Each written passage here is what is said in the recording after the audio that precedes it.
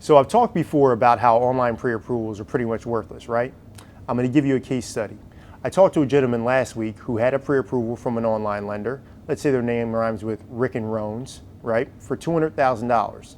Their real estate agent was prepared to make an offer on a house for $160,000, and they just wanted a pre-approval from a local lender before writing up the offer. Well, when I checked his credit, we found a little surprise. He had 3 active disputes on his credit report. He had a 617 credit score.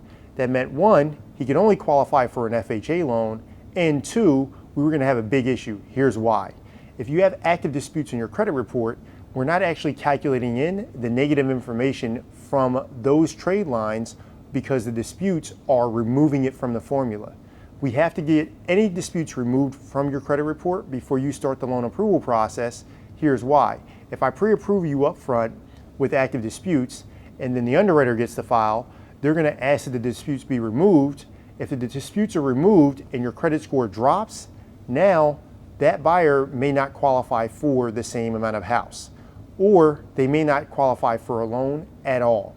So unfortunately, this gentleman had to go back to the drawing board, get the disputes removed so that we could start the pre-approval process all over again.